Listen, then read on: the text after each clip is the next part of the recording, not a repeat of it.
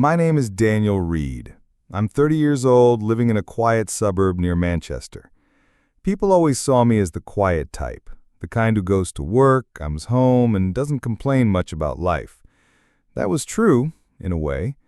I worked as a software developer in a mid-level IT firm. Nothing flashy, nothing rich, just enough to get by. But what people didn't know, not even my wife, was that I had a dream. A secret one. I was building something. Quietly. Patiently. Every night after work, I'd lock myself in the small office room in our house and code for hours. I had a plan. A startup idea. Something I believed in. But I never shared it. Not even with her.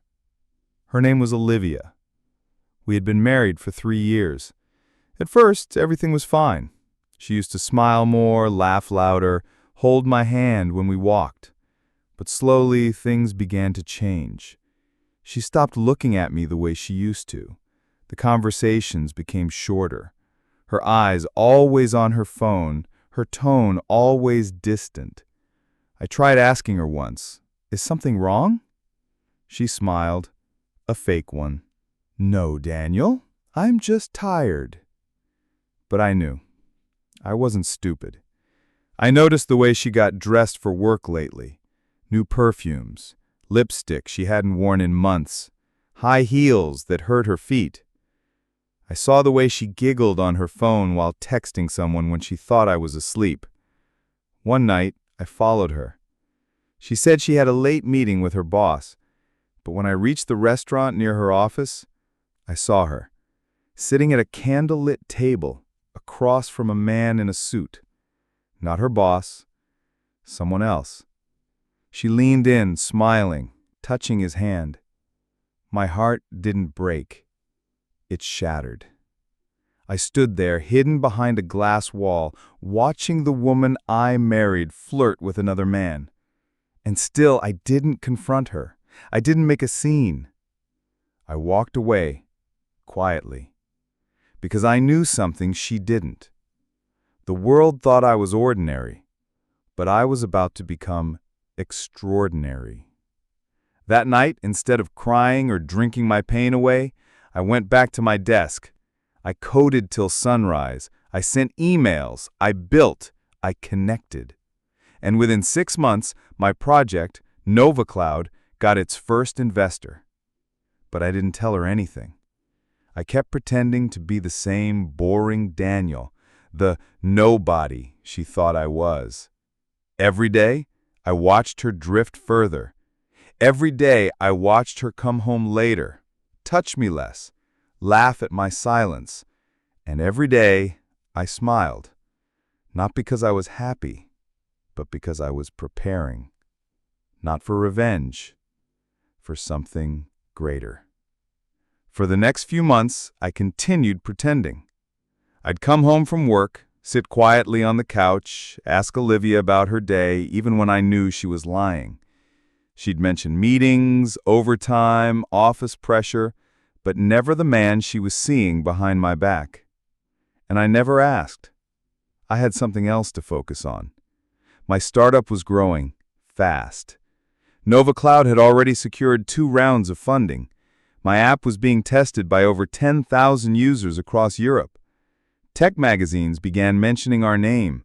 A few of my developer friends started working for me full-time. And still, I stayed in that small house. Still wore the same old clothes. Still acted like the same average husband. Why? Because I wanted to see how far she would go. One night, she came home at midnight. Her hair was messy, her lipstick slightly smudged. She didn't even bother to explain. I just looked at her and smiled. "Dinner's in the microwave?" She didn't say thank you. She didn't even look at me. That night, I lay in bed pretending to be asleep. She whispered on the phone just a few feet away. "I can't leave him yet," she said softly. "He's still useful. Once I get some money out of him, I'll be gone. You know I love you." Useful. That word echoed in my head for hours. She didn't love me. She never did. She loved comfort. She loved the idea of a man who wouldn't question her. And I had given her exactly that. On purpose. The next morning, I sent her flowers to her office. A dozen red roses, no note, just a signature, from D. She texted me. "That was sweet?" I replied, "You're worth it." And then I smiled, because she had no idea this was the beginning of the end. 2 weeks later, I received the official acquisition offer. NovaCloud had been valued at $18.7 million. A US-based tech giant wanted to buy it. I agreed on one condition. I would stay on as CTO, but I would work remotely from Italy. Italy, a place I'd always dreamed of moving to. A fresh start. Without her. That evening, I came home early.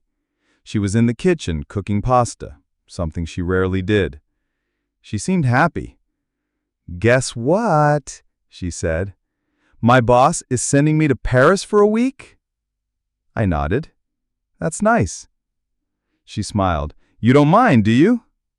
I shook my head. "No, Olivia. In fact, I think you should go." She kissed me on the cheek and said, "You're the best husband ever." I almost laughed. She left 2 days later.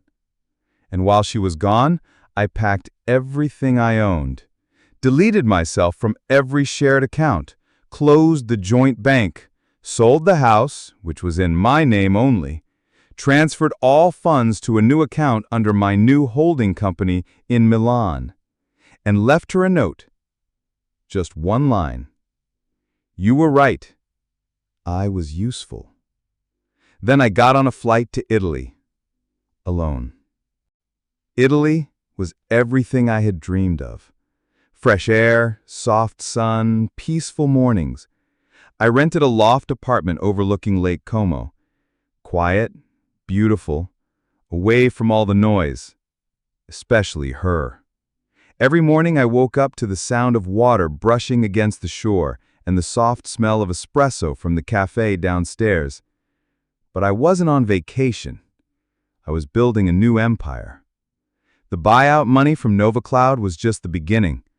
I started a new tech firm, Silicor Systems, focused on cybersecurity for medical data. Within 4 months, I had signed contracts with 2 of Europe's largest hospitals. My net worth was rising, and this time, I wasn't hiding it. I got a new wardrobe, a new car, a new identity, but not a new heart. Because no matter how successful I became, her betrayal still lived in a corner of my soul. Quiet, heavy. Then, one afternoon, as I was stepping out of a conference in Milan, my phone buzzed. Unknown number. I usually ignored those, but something made me pick it up. "Daniel?" A shaky voice. "It's me, Olivia." I didn't speak. I know you probably hate me, but I'm in trouble." Still, I stayed silent. She continued. "The guy I left you for? He used me, took money from me, then disappeared. I lost my job. I lost everything. I tried calling your old number. I didn't know you left the country." I asked, calmly, "What do you want from me?" She broke down. "I'm sorry. I really am. I made a huge mistake. You were always there for me, always kind, and I was blind." For a moment, there was silence between us. Then she whispered, "Please, Daniel, can we meet?" I didn't say yes, but I didn't say no either. Out of some broken piece of curiosity or maybe justice, I agreed to meet her the following week, in London.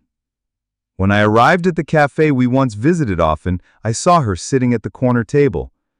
She looked different, tired, worn, no makeup, hair tied in a messy bun, her hands fidgeting nervously. She stood up quickly when she saw me. "Hi," she said. I nodded. There was a long silence. She finally said, "You look successful." I replied, "Looks can be deceiving. You taught me that." She lowered her eyes. "I deserve that." I sat down, not out of kindness, but closure. She started explaining everything. How the man she fell for promised her marriage, then emptied her bank account and ran. How her friends stopped talking to her. How she realized too late what real love had looked like. "You were always enough," she whispered. "I was just too stupid to see it." I took a sip of my coffee. "You didn't want love. You wanted status."